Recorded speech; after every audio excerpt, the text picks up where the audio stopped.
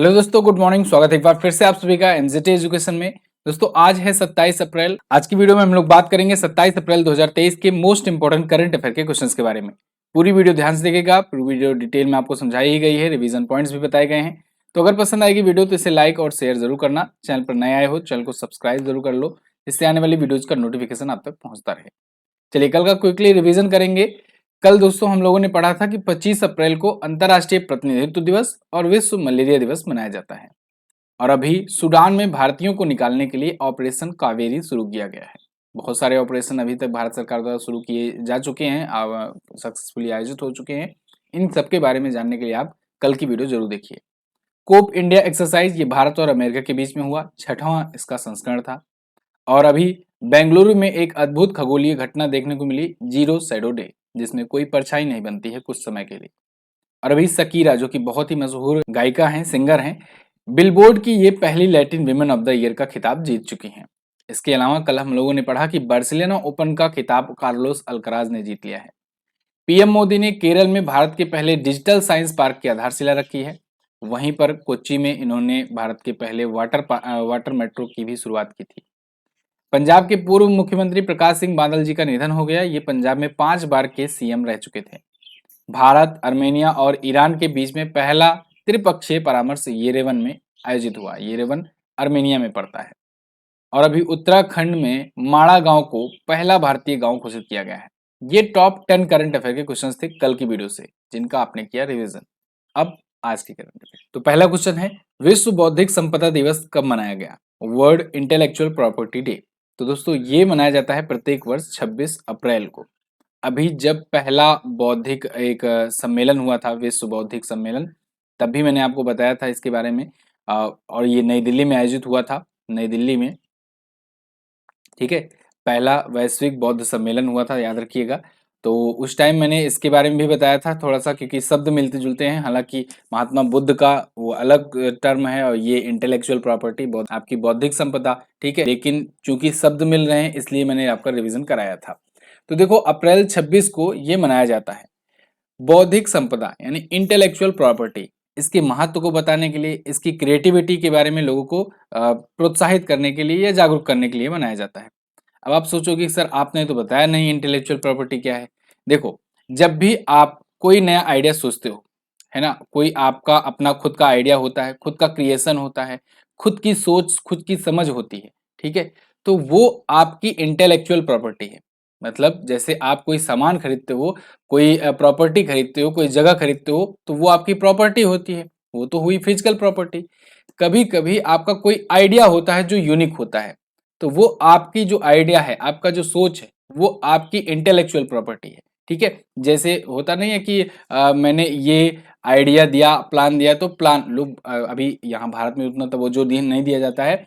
America या बहुत सारे यूरोपियन कंट्रीज में लोग इंटेलेक्चुअल प्रॉपर्टी का भी कराते हैं कॉपीराइट, ठीक है। और इसको कोई चुराता है तो इसके लिए भी क्लेम जाता है, कॉपीराइट क्लेम जाता है कि ये इनकी इंटेलेक्चुअल प्रॉपर्टी है, ठीक है। तो आप समझो इस चीज को, आपका आइडिया भी इंपॉर्टेंट है, लोग उसको भी रिजर्व करना चाहते हैं। तो ऐसे ही इसी इंटेलेक्चुअल प्रॉपर्टी के बारे में अवेयरनेस फैलाने के लिए ये दिवस मनाया जाता है। और इसके लिए सूचकांक भी जारी किया जाता है, इंडेक्स भी जारी किया जाता है, ग्लोबल आईपी इंडेक्स, ठीक है। तो इसमें भारत 42वें स्थान पर है। याद रखना, हमेशा जब आईपी इंडेक्स जारी किया जाएगा तो उसमें यूएस टॉप पर होगा, सेकंड पर यूके होगा, ठीक है। फर्स्ट और सेकंड पोजीशन ये रिजर्व है। भारत 42वें स्थान पर है। इस बार की थीम जो रखी गई है वह है women and IP, accelerating innovation and creativity. सन 2000 में 26 अप्रैल को ये पहली बार मनाया गया।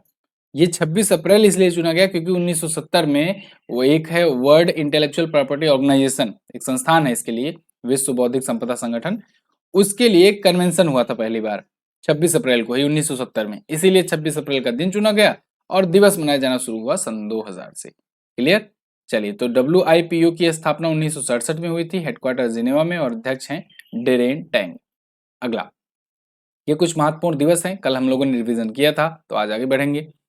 हाल ही में किस देश ने महिला संबंधी अधिकारों के लिए बड़ा कदम उठाते हुए गर्भपात गोली को मंजूरी दी है? तो दोस्तों जापान में ऐसा किया गया है। महिला संबंधी अधिकारों के लिए एक बहुत बड़ा डिसीजन लिया गया, वहां पर पहली बार गर्भपात गोली को मंजूरी दी गई है, अबॉर्शन पिल्स को मंजूरी दी गई है वहां की गवर्नमेंट के द्वारा। और जो अबॉर्शन पिल है ना मेफिगो, तो ये तो जापान का पहला ये अबॉर्शन पिल है मेफिगो। और ऐसे ही एक और है एम्फिजो पैक, ये भारतीय कंपनी भारतीय फार्मास्यूटिकल लाइन फार्मा द्वारा बनाई गई है। एम्फिजो पैक ये भी एक अबॉर्शन पिल ही है। तो कुल मिलाकर के जापान में अभी तक महिला संबंधी अधिकारों के लिए ये फैसला नहीं लिया गया था। ये दवा जो होगी ये गर्भधारण के 9 हफ्तों के भीतर इस्तेमाल की जा सकेगी। कुछ और टेक्निकल टर्म्स को जानते हैं, जैसे वर्ल्ड हेल्थ ऑर्गेनाइजेशन के द्वारा बताया गया है कि इस दवा में, इस मेडिसिन में माइफेप्रिस्टोन और मिसोप्रेस्टोल इन दोनों का मिक्सचर है, जो कि WHO के द्वारा आवश्यक दवाओं की सूची में शामिल किया गया है। क्लियर है। अब जापान आया है। जापान चलिए देखते हैं वर्ल्ड मैप में। तो वर्ल्ड मैप में आप देखेंगे तो ये रहा अपना प्यारा भारत। यहाँ से आपको आना है इधर चाइना वगैरह को क्रॉस करते हुए, कोरिया को भी क्रॉस करते हुए। ये जो कंट्री है ना, ये है जापान।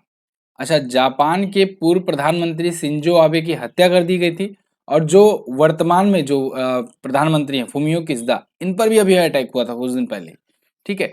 फिलहाल जापान ये रहा। जापान की जो कैपिटल होती है वो होती है टोक्यो, और टोक्यो में ही हुआ था 2020 का ओलंपिक खेल। हालांकि कोविड की वजह से 2021 में आयोजित हुआ, लेकिन टोक्यो ओलंपिक 2020 ही कहा जाएगा। जापान में ये डिसीजन लिया गया है। ठीक है। जापान की मुद्रा होती है येन, ये मुद्रा भी आप याद रखेंगे। और अभी चिप 4 वार्ता हुई थी, याद होगा आपको। चिप 4 वार्ता जापान के बीच में, इसके अलावा साउथ कोरिया, इधर ताइवान और इधर यूएसए अमेरिका, इन 4 देशों के बीच में चिप 4 वार्ता हुई थी सेमीकंडक्टर को लेकर के। क्लियर। आगे बढ़ते हैं। अगला क्वेश्चन, हाल ही में नैसकॉम के नए अध्यक्ष कौन नियुक्त किए गए? तो नैसकॉम के दोस्तों नए अध्यक्ष नियुक्त किए गए हैं अनंत माहेश्वरी। अनंत माहेश्वरी जी को नियुक्त किया गया है नैसकॉम का नया प्रेसिडेंट। नैसकॉम क्या है? नैसकॉम का मतलब national association of software and service companies. तो इसके अब नए अध्यक्ष होंगे 2023-24 के लिए। एक एक साल के लिए कोई भी दिग्गज कंपनी के जो लीडर होते हैं उनको नियुक्त किया जाता है। जैसे अभी तक टीसीएस के कृष्णन रामानुजन थे। ठीक है। अब इनकी जगह पर माइक्रोसॉफ्ट इंडिया के अनंत माहेश्वरी को नियुक्त किया गया है। ये माइक्रोसॉफ्ट इंडिया के अध्यक्ष हैं, लेकिन एक साल के लिए नेस्कॉम को भी देखेंगे। नेस्कॉम कुल मिलाकर के समझो कि जैसे एक कंपनी का एक ग्रुप है, जैसे एक यूनियन टाइप का होता नहीं है। जैसे कि आप समझ लो कि बहुत ही सिंपल एग्जांपल लो, मजदूर यूनियन होता है, तो उसमें से किसी एक को नेता चुना जाता है, जो खुद भी मजदूर होता है लेकिन उनका एक लीडर होता है। वैसे ही यहाँ पर नेस्कॉम होता है। तो कई कंपनियां जो सॉफ्टवेयर और सर्विसेज की होती हैं, तो उनमें से एक एक को एक एक साल के लिए अध्यक्ष चुना जाता है। ठीक है। तो नेस्कॉम जिसकी स्थापना 1988 में हुई थी, हेडक्वार्टर नई दिल्ली में है। आगे बढ़ जाते हैं। हाल ही में किस राज्य के मनान मदुरई मिट्टी के बर्तनों को जीआई टैग दिया गया? तो दोस्तों ये प्रोडक्ट है तमिलनाडु का। ये मिट्टी का बर्तन जो होता है मनान मदुरई का, ये बहुत ही फेमस होता है। वहां पर एक स्पेशल तरीके से ये तैयार किया जाता है, इसीलिए पॉपुलर है। तमिलनाडु का ये प्रोडक्ट है। ये मिट्टी के बर्तन होते हैं जो तमिलनाडु में शिवगंगई जिले में खास तौर से ये तैयार किए जाते हैं। मनाम दुराई मिट्टी के बर्तन, तो इसको मिल गया है जीआई टैग। अभी अगर आपको याद हो, कुछ दिन पहले ही तमिलनाडु के ही कुंभम अंगूर को भी जीआई टैग दिया गया था। जीआई टैग पर वैसे मैंने आपको वीडियो भी दी हुई है, अगर आपने नहीं देखा है तो उसको जरूर देखिए।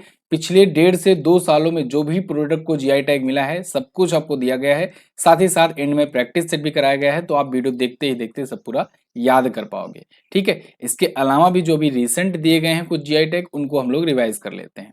जैसे तमिलनाडु के कुंभम अंगूर को जीआई टैग मिला, मध्य प्रदेश की गोंड पेंटिंग को जीआई टैग मिला, जम्मू और कश्मीर के बसोहाली पेंटिंग को मिला है जीआई टैग, छत्तीसगढ़ के नागरी दुबराज चावल को मिला है, बिहार में मिर्चा चावल को जीआई टैग मिला, और उत्तर प्रदेश के 4 प्रोडक्ट जो कि खास तौर से बनारस क्षेत्र से आते हैं, लंगड़ा आम, रामनगर भंटा, बनारसी पान और आदम चीनी चावल, इसको मिला जीआई टैग। हिमाचल प्रदेश के कांगड़ा चाय को मिला है यूरोपियन जीआई टैग मिला है, यूरोपियन यूनियन द्वारा। असम के असमिया गमछा या गमोचा को मिला है। तेलंगाना में तंदूर रेड ग्राम को मिला है, और नागालैंड में नागा कुकुम्बर और नागा चिली को मिला है जीआई टैग। अब आप सोचोगे, कुछ लोग नए आए होंगे जो, वो सोचेंगे ये सर जीआई टैग है क्या? तो देखो, जीआई टैग मतलब जियोग्राफिकल इंडिकेशन टैग। अगर किसी प्रोडक्ट की वजह से कोई एरिया पूरा का पूरा पहचाना जाने लगता है, इतना पॉपुलर होने लगता है वो प्रोडक्ट, तो सरकार भी चाहती है कि क्यों ना इस प्रोडक्ट को ग्लोबलाइज किया जाए, इसको ग्लोबल मार्केट में भी भेजा जाए। तो उसके लिए एक टैग देती है, एक समझ लो ब्रांडिंग देती है। अब इस ब्रांडिंग मिलने से वो प्रोडक्ट की ख्याति और बढ़ती है, साथ ही साथ उस प्रोडक्ट की ब्लैक मार्केटिंग रोकी जा सकती है। ये जियोग्राफिकल इंडिकेशन टैग देने के लिए एक बिल लाया गया था 1999 में, 1999 में। ये बिल जाकर के एक्ट बना सन 2003 में, और पहला प्रोडक्ट जिसे जीआई टैग मिला वो मिला 2004 में। किसे? दार्जिलिंग की चाय को। क्लियर? आगे बढ़ते हैं। हाल ही में लॉन्च की गई पुस्तक ए रिसर्जेंट नॉर्थ ईस्ट नैरेटिव्स, इसके लेखक कौन है? तो इस पुस्तक को लिखा है दोस्तों आशीष कुंद्रा ने। आशीष कुंद्रा की ये पुस्तक है। यहाँ पर आप देख पाओगे ये ब्यूरोक्रेट रह चुके हैं। इन्होंने नई बुक अपनी लॉन्च की है ए रिसर्जेंट नॉर्थ ईस्ट नाम से। इस पुस्तक में इन्होंने बेसिकली बताया है कि नॉर्थ ईस्ट में क्या सिचुएशन है, ऐसा क्या कारण है जिस वजह से यहाँ पर लोग जो हैं ये मुख्य भारत से अलग हैं, मतलब कि एक प्रकार से इन्हें कट करके रखा गया है दशकों से। यहाँ पर हिंसा, संघर्ष, पिछड़ापन, ये सभी चीजों की एक छवि बनी हुई है, और कैसे अब यहाँ पर बदलाव आ रहा है, इस चीज को इन्होंने अपनी पुस्तक में लिखा हुआ है। इस पुस्तक का विमोचन करने बहुत सारे केंद्रीय मंत्री और बहुत सारी बड़ी बड़ी पर्सनालिटी गई हुई थी, जैसे किरण रिजिजू जी, पेमा खांडू, ठीक है, हरदीप सिंह पुरी, ये सभी इसमें शामिल थे। इसके अलावा अमिताभ कांत जो कि नीति आयोग के पूर्व सीईओ रह चुके हैं, ये सभी शामिल थे। आगे, हाल ही में जारी सिप्री रिपोर्ट के अनुसार वैश्विक सैन्य व्यय में भारत किस स्थान पर है? तो देखो सिप्री ने अपनी फिर से रिपोर्ट जारी की है। सिप्री बोले तो Stockholm International Peace Research Institute, ठीक है। तो इसके द्वारा जो जो भी सेना से रिलेटेड, जो भी शांति से रिलेटेड या फिर जो भी हथियार से रिलेटेड सूचकांक जारी किया जाता है, यही जारी करता है Stockholm International Peace Research Institute. तो इसने अभी रिसेंटली जो अपनी लिस्ट जारी की है रिपोर्ट, इसमें बताया है कि सेना पर खर्च के मामले में भारत है चौथे स्थान पर। टॉप पर इसने बताया है अमेरिका को, दूसरा सबसे ज्यादा अपनी सेना पर खर्च करता है चाइना, तीसरा सबसे ज्यादा अपनी सेना पर खर्च करता है रूस, और चौथे पर भारत है, पांचवें पर सऊदी अरेबिया है। ध्यान रखिएगा, सिप्री की कुछ और भी रिपोर्ट मैं अभी आपको बताऊंगा, आप कंफ्यूज मत होइएगा, ध्यान से सुनिएगा बस। तो यहाँ पर आर्टिकल है, रेफरेंस के लिए आप देख लो। देखो ये रिपोर्ट में बताया गया है कि वैश्विक सैन्य खर्च में भारत है चौथे स्थान पर। लेकिन अभी अगर यहीं पर पूछा जाए कि सेनाओं के लिए जो आयात होता है, आयात के मामले में, या कहो कि हथियार खरीद के मामले में, हथियार खरीद के मामले में कौन सा देश है किस पर, किस स्थान पर, तब इसमें टॉप पर है भारत, ठीक है। अब आप सोचोगे कि खर्च तो उसमें भी होगा, खरीद में भी। तो देखो दो टाइप से खर्च होते हैं, एक तो आप जब दूसरे से कोई सामान लेने के लिए खर्च करो, एक जब अपनी ही इकोनॉमी में से खर्च करो। तो देखो ये जो है ना वैश्विक सैन्य खर्च वाला ये जो रिपोर्ट आई है, इसमें बताया गया है कि अपने ही जो इकोनॉमी से जो खर्च होता है ना, उस मामले में सबसे ज्यादा खर्च कौन कर रहा है? अमेरिका, ठीक है। ओवरऑल मतलब जो भी खर्च होता है। अब यहाँ हथियार खरीद के केस में क्या होता है कि इसमें मतलब कि आप दूसरे से ही खरीद रहे हो ज्यादातर, तो दूसरे से खरीदने के मामले में भारत है टॉप पर, और टोटल ओवरऑल खर्च के मामले में भारत चौथे स्थान पर है। समझ में आई बात? चलो, Stockholm International Peace Research Institute इसका फुल फॉर्म है, पूछा जाता है। इन्होंने ये भी बताया है कि वैश्विक खर्च जो है, मतलब दुनिया भर में टोटल खर्च जो होता है वो 2240 बिलियन डॉलर होता है, ठीक है। पूरी दुनिया इतना तो केवल हथियारों पे खर्च पर लगा देती है। अब एक जरूरी बात, देखो लास्ट 7 मंथ की, यहाँ तो 6 लिखा गया है लेकिन अक्टूबर से आप जोड़ोगे तो 7 मंथ होता है। 7 मंथ की करंट अफेयर की ई बुक आ गई है, topic by topic, chapter by chapter, detail explanation के साथ ये ई बुक है। आप किसी भी एग्जाम की तैयारी क्यों ना कर रहे हो, भारत की किसी भी एग्जाम की तैयारी क्यों ना कर रहे हो, आपके लिए ये ई बुक बहुत ज्यादा इंपॉर्टेंट है। करंट अफेयर आपको पूरा डिटेल कंटेंट बहुत ही बेहतरीन तरीके से एक कंपाइल करके दिया गया है। अगर आप हमारे वैसे ही मंथली ई बुक लेते हो तो 20 रुपए एक महीने की ई बुक की होती है, आप जानते हो। लेकिन यहाँ पर 7 महीनों की ई बुक दी जा रही है, यानी 140 रुपए का कंटेंट आपको सिर्फ और सिर्फ 59 रेट्स में दिया जा रहा है, क्योंकि आप एक साथ ले रहे हो। तो ये अभी के लिए है, आपको एनजेटी ऐप पर मिल जाएगा, या फिर आपको व्हाट्सएप का नंबर यहाँ पर मैं लिख दे रहा हूँ 7235939467, इस पर जाकर के आप इसे परचेज कर सकते हो। तो देखो, जिन्होंने अभी तक कोई भी ई बुक हमारी नहीं ली है और एक साथ ई बुक लेना चाहते हैं, वो इस कॉम्बो ई बुक को ले सकते हैं। आगे देखते हैं, हाल ही में अयोध्या में कचरे से बायोडीजल बनाने वाली किस कंपनी के साथ समझौता हुआ? तो दोस्तों, अयोध्या शहर को चुना गया है कचरे से बायोडीजल बनाने के लिए, अभी एक पायलट प्रोजेक्ट के तहत। ये पायलट प्रोजेक्ट क्या है अभी मैं बताऊंगा आपको। तो इस बायोडीजल, जो कचरे से बायोडीजल बनाया जाएगा, इसके लिए एक बेल्जियम की कंपनी है वीटो, इसके साथ समझौता किया गया है। वो वीटो यूएन वाला वीटो पावर मत समझिएगा, यहाँ पर वीटो कंपनी का नाम है। और इसके द्वारा देखो, Belgium firm launch biodiesel project in Ayodhya soon. तो इसके लिए बायोडीजल परियोजना एक शुरू की गई है, जिसका मेन मकसद यही होगा कि कचरे से कैसे बायोडीजल उत्पादित किया जाए, और शुरुआत में अयोध्या शहर को चुना गया है।